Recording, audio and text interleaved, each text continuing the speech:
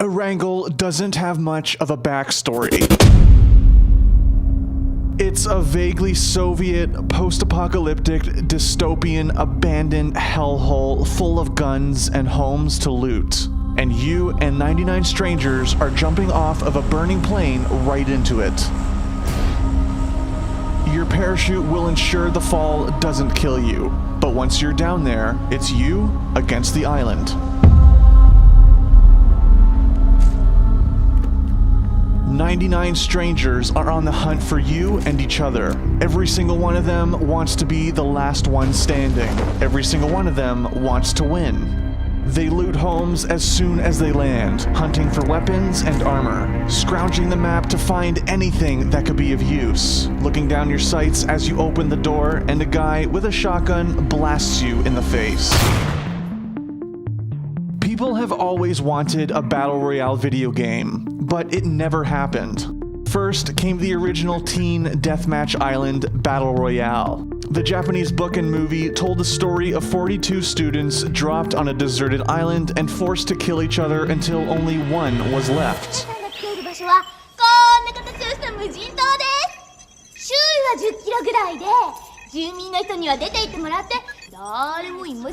It got people asking what they would do if they were in that situation. But the movie was not released in the West for years, leaving it an obscure cult classic. Then, years later, Hunger Games came around, and it reignited the fire. People wanted Battle Royale games, but no one was making them. But one person wanted it more than anybody else. Brendan PlayerUnknown Green. Brendan Green was not a game designer. He was an Irish photographer and web designer who followed the love of his life to Brazil.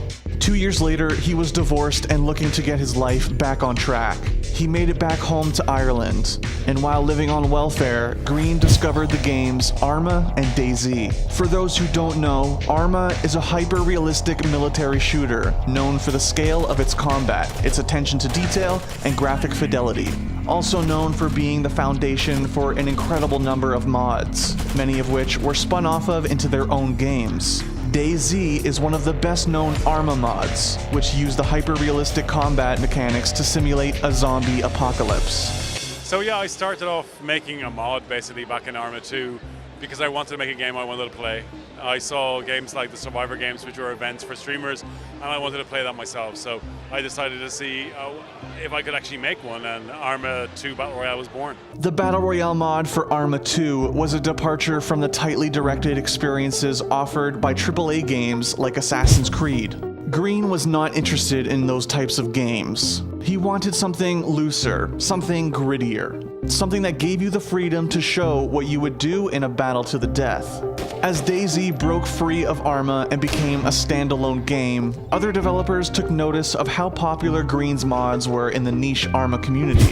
Sony Online Entertainment, now known as Daybreak, hired Green as a consultant on their own DayZ-style zombie survival game. That mode eventually became H1Z1 King of the Kill, but by February 2016, Green had moved on. He was headed to Korea, where he got an interesting offer.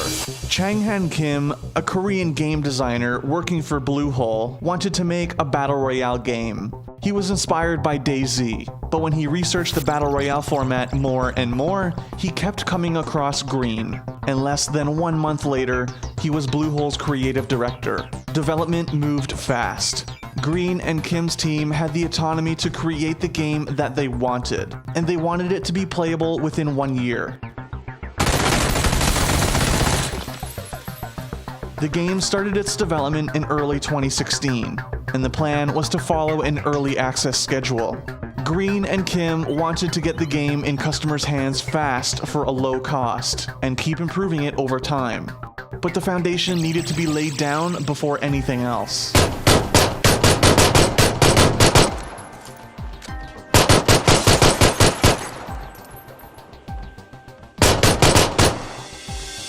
The team made a small game. 1 map, 1 mode, a handful of weapons were added after the launch, but from the day it was released on early access in March 2017 to today, Battlegrounds has been the same game.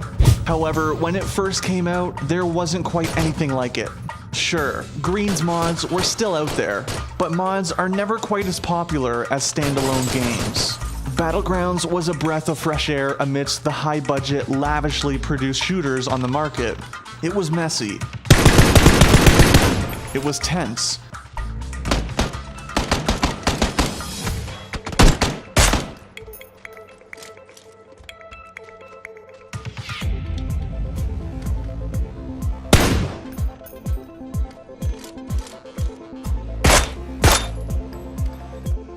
And it was complicated, but most importantly, it was fun.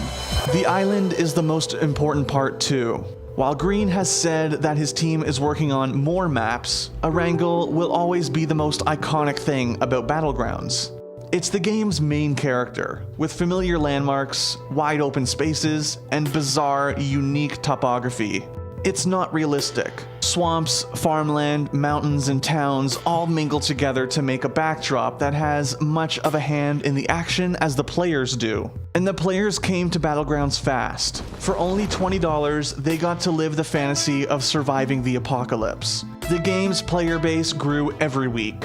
10 million rounds of Battlegrounds were played in the game's first 4 months, and it made $11 million in 3 days.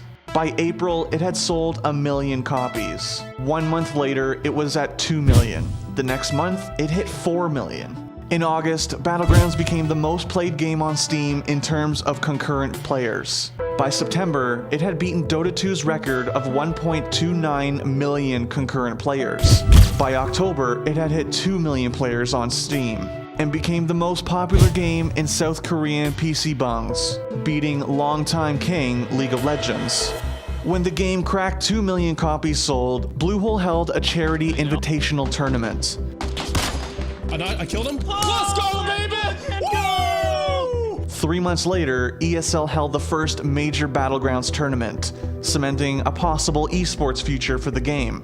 Green told GamesIndustry.biz that he has always envisioned his mods to be a spectator sport someday, and his baby was finally taking its first steps.